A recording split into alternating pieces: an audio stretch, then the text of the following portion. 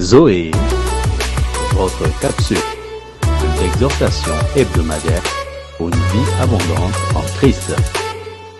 Zoé, une vie abondante en Christ.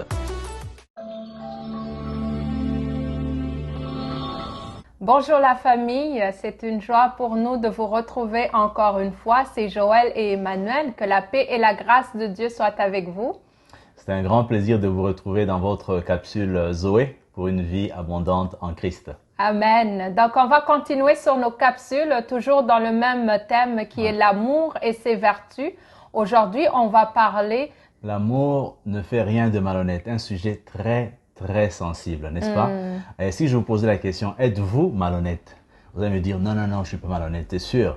Mais c'est quoi la malhonnêteté? C'est vraiment le fait de pouvoir agir ou de pouvoir parler ou encore de pouvoir avoir des intentions qui vont en dehors de ce qui est prescrit par la loi, par les règles, par la décence. Donc, c'est quelqu'un qui veut faire des choses avec la ruse, qui veut se cacher derrière une situation pour pouvoir en tirer ses propres intérêts.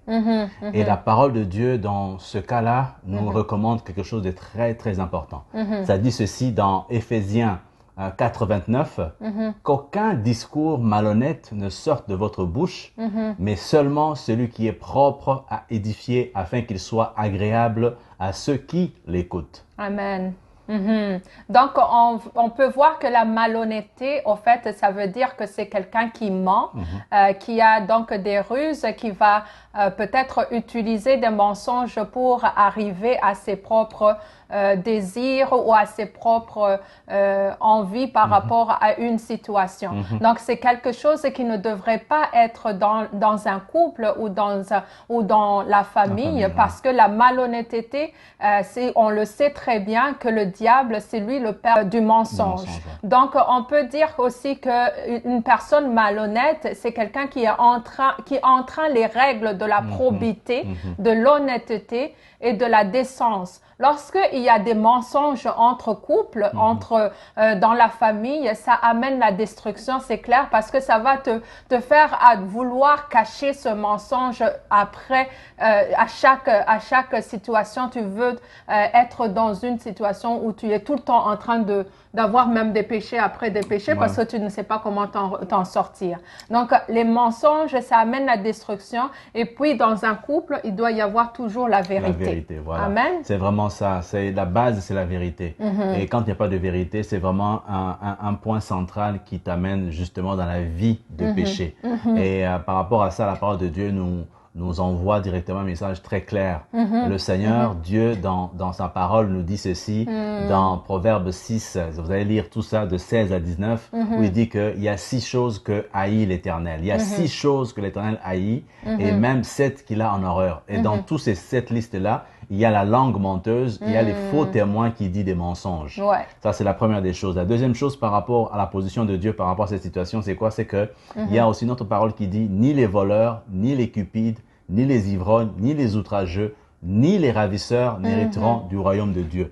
C'est une question de royaume de Dieu. Soit tu es dans le royaume du mensonge, le père du mensonge c'est le diable, soit tu es dans le royaume de Dieu où il y a la probité, il y a les règles, il y a la vérité. Amen. Donc, c'est vraiment une exhortation pour nous dire, le Seigneur, il sait ce dont on a besoin pour avoir cette vie en abondance que nous sommes en train de essayer d'acquérir par la grâce de Dieu, par le Saint-Esprit, et rester dans la vérité. Même si la vérité fait mal, il faut rester dans la vérité entre couples, parce que tout ce qui est caché va finir par être mis à la lumière et ça va faire encore plus mal. Donc, nous allons définir, c'est quelqu'un aussi qui veut son propre intérêt. Donc, quelqu'un qui est malhonnête, tout ce qu'il fait, c'est par rapport à son propre intérêt. Il va vouloir cacher des choses pour que lui s'en sorte. Amen. Et ça, c'est très mesquin, c'est très négatif. Parce que le Seigneur nous dit, cherchez premièrement le royaume des cieux et tout le reste vous sera donné. Donc, si vous cherchez l'intérêt de Dieu, l'intérêt du royaume, tout le reste que vous désirez avoir dans sa volonté, vous allez le recevoir. Amen. Et la troisième chose, c'est vraiment aller, encore une fois, on a dit, dans la vérité. Parce que tout ce qui va à l'encontre de la vérité, c'est vraiment de l'autre côté du bord. Amen. Comme on sait, c'est Jésus-Christ qui est le chemin, la vérité et la vie. Donc, si on est en Christ, on doit garder la vérité dans nos cœurs, dans notre couple, dans notre famille, afin que nous puissions avoir cette vie qui est libre, qu'il n'y a pas de cachotteries, qu'il n'y a pas des choses que nous ne puissions pas être librement en train de discuter au sein de couple.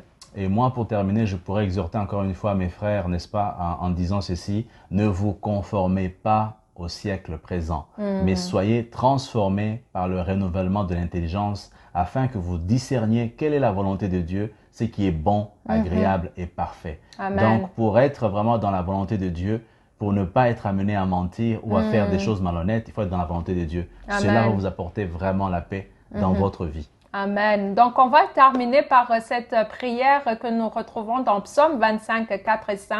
Amen. Donc, nous Amen. vous souhaitons une excellente semaine. Restez demeurés dans la vérité de Christ. Amen. C'est là où il y a la vie en abondance. Que Dieu vous bénisse. Au revoir. Au revoir.